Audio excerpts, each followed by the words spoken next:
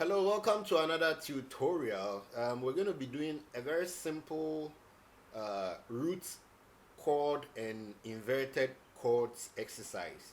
So what do I mean? This 1, 4, 2, 6, 3, back to 6, 4, 7, 5, 1, 6, 2, 7, 3, back to 1. So this is a root chord, this is an inverted chord, this is the root chord for 4. When you invert it, it becomes the second inversion. So we are using roots and second inversions. So it becomes, now this is what you do. When you play the 1, or let me use, for beginners, let me use this. When you play 1, just open your, in the key of C, open your, palm, the middle finger, and then the pinky. Leave them there, take one step forward, so it becomes like.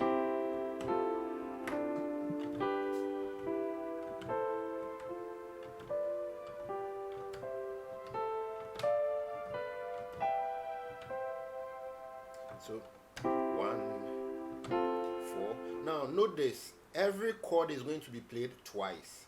So this is 1, 4, 2, 5. This is 5.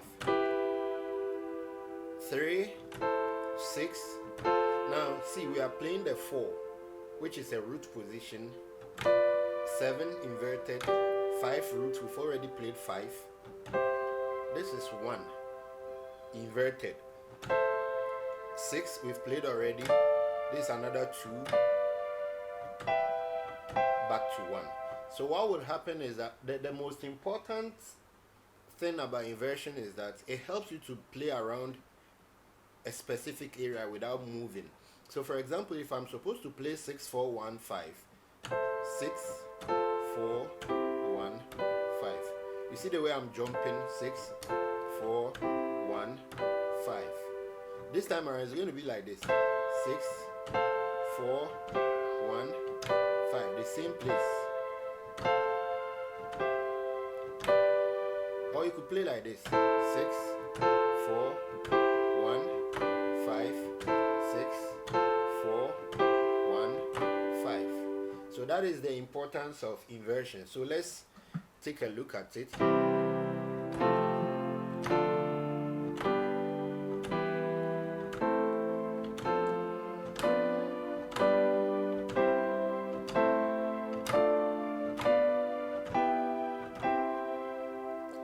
You can play backwards if you want.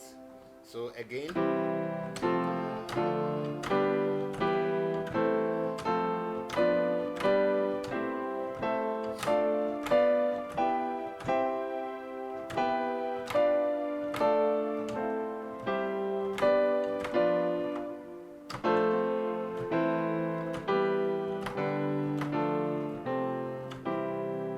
playing backwards doesn't sound that nice. So you just maintain the.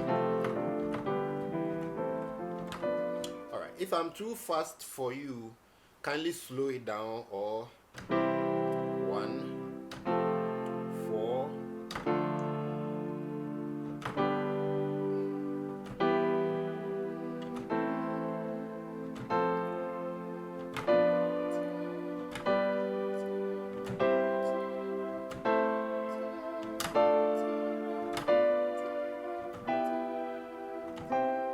Now you can call this the circle of fourth. For example, there's a diatonic scale of key C, and from 1, 2, 3, 4, you get chord 4. So from 1 to 4, and then from 4 you count 1, 2, 3, 4. So you move to like this. How should I put it? Okay, so let's do it this way. From 1 to 4. Now from 2 to 5, 2. 1, 2, 3, 4. So 2 to 5. And then 3 to 6. From 3, 1, 2, 3, 4. So we are dealing with 4, 4, 4. 1, 4, 2, like that.